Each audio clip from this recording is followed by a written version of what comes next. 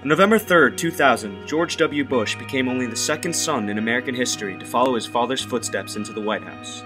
The Bush presidencies allow for an unprecedented analysis of two leaders who not only came from similar socioeconomic backgrounds, but share the same genetic code. A comparison of the foreign policy decisions during the first Gulf War and those of the 2003 Iraqi invasion will reveal the differences between the realist and American internationalist approaches to external crises. The asymmetry in death counts is only one measurement of the drastic effects of their decision. Baghdad tonight, under heavy bombardment on the day the war started. American and British troops are in action on land, sea, and in the air. Either you're with us, either you love freedom and with nations which embrace freedom, or you're with the enemy. There's no in between. You're either with us or you're with the enemy. That's clear. I will continue to make that clear. George H.W. Bush's realist ideology counseled that foreign policy should be directed towards the vital interests of the nation and not encompass ideals or abstract principles.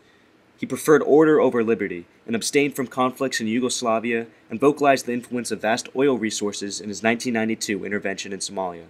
While Reagan would describe the Cold War as a struggle between good and evil, Bush would refer to it as a conflict between two superpowers. You have ancient ethnic rivalries that have cropped up as Yugoslavia is dissolved or getting dissolved, and it isn't going to be solved by sending in the 82nd Airborne. And I'm not going to do that as Commander-in-Chief. I vowed something because I learned something from Vietnam. I am not going to commit U.S. forces until I know what the mission is, till the military tell me that it can be completed, until I know how they can come out. Bush's realist ideology was exemplified in his narrow focus on the defense of Saudi Arabia following Saddam's invasion of Kuwait on August 2, 1990. Despite the coalition's immediate success, he refrained from involving the United States in any nation building.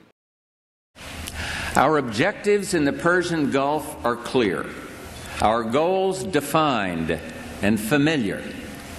Iraq must withdraw from Kuwait completely, immediately, and without condition. Kuwait's legitimate government must be restored. The security and stability of the Persian Gulf must be assured, and American citizens abroad must be protected. We have no ambition in Iraq except to remove a threat and restore control of that country to its own people. George W. had a different approach. He promoted a distinctly American internationalism, a belief in the uniqueness and the virtue of the American political system that when translated into a foreign policy offers the United States as a model for the world. In 2002, he released the Bush Doctrine, which reserved the right to preempt threats before they emerge, promote principles of freedom and liberty abroad, and maintain U.S. position as a superpower. In order to garner support for his 2003 invasion of Iraq, W. would often use phrases like good versus evil, and reminded the public of the importance of freedom and the United States' role to promote it throughout the world. I believe out of the evil done to America is going to come some incredible good. Stay strong when we need to be strong. Speak clearly about good and evil. This is a struggle against evil. States like these and their terrorist allies constitute an axis of evil, arming to threaten the peace of the world. This is a man of great evil, as the President said. If this is not evil, then evil has no meaning. President Bush has often spoken of how America can keep the peace by redefining war on our terms. This government will continue to lead the world toward more peace. Freedom is at stake as well, and I take that very seriously. We're not going to miss this opportunity to make the world more peaceful and more free. And we hope to resolve all the situations in which we find ourselves in a peaceful way. And my message to Saddam Hussein is that for the sake of peace, for the sake of freedom, you must disarm like you said you would do.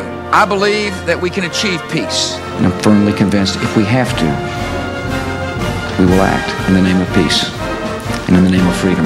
Doesn't matter how long it takes. When it comes to the defense of our freedoms, we will stay the course. Free people will set the course of history, and free people will keep the peace of the world. If you want to keep the peace, you've got to have the authorization to use force. Following the Iraq invasion of 2003, over 4,000 American troops and over 100,000 Iraqi civilians have perished. In the 1991 invasion, only 240 coalition troops and about 3,500 Iraqi civilians were killed. We will pass through this time of peril and carry on the work of peace. We will defend our freedom. We will bring freedom to others, and we will prevail. May God bless our country and all who defend her.